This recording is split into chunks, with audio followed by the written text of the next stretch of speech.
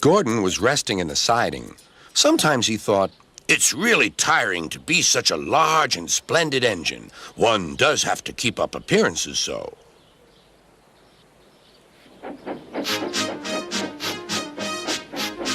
Beep, beep, beep, beep. "Hello, lazy bones," whistled Henry. "What cheek," spluttered Gordon. "That Henry is too big for his wheels. Fancy speaking to me like that. Me, who has never had an accident."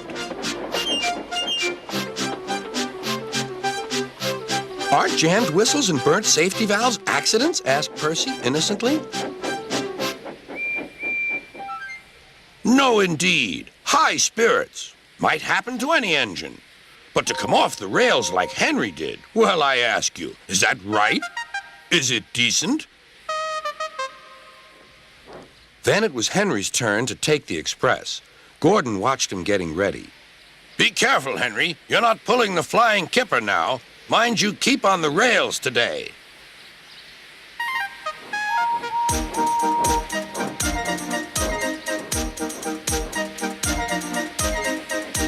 Henry went off in a huff, and Gordon yawned and went to sleep. But not for long. "Wake up, Gordon," said his driver. "A special train's coming and we're to pull it." "Is it coaches or freight cars?"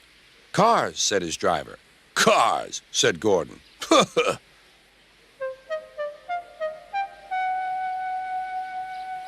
Gordon's fire was slow to start, so Edward had to push Gordon to the turntable to get him facing the right way. "I won't go! I won't go!" grumbled Gordon. "Don't be silly! Don't be silly!" puffed Edward. At last, Gordon was on the turntable. The movement had shaken his fire. It was now burning nicely and making steam. Gordon was cross and didn't care what he did. He waited till the table was halfway round. "I'll show them! I'll show them!" he hissed. He moved slowly forward to jam the table, but he couldn't stop himself and slithered into a ditch. "Whoosh!" he hissed. "Get me out! Get me out!" "Not a hope," said his driver and fireman. "You're stuck, you silly great engine. Don't you understand that?" They telephoned Sir Topham Hatt. "So Gordon didn't want to take the special train and ran into a ditch?" "What's that you say? The special's waiting? Tell Edward to take it, please, and Gordon, leave him where he is. We'll get him out later." On the other side of the ditch, some little boys were chattering. "Oh, doesn't he look silly? They'll never get him out." They began to sing. "Silly old Gordon fell in a ditch, fell in a ditch, fell in a ditch. Silly old Gordon fell in a ditch, all on a Monday morning." Gordon lay in the ditch all day.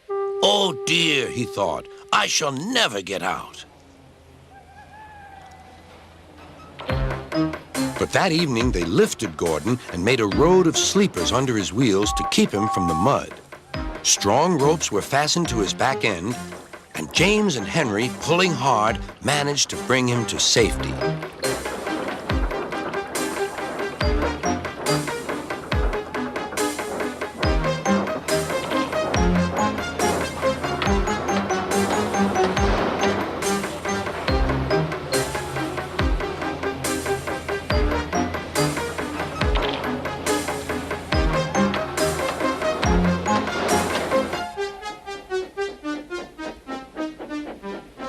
Late that night, Gordon crawled home, a sadder and wiser engine.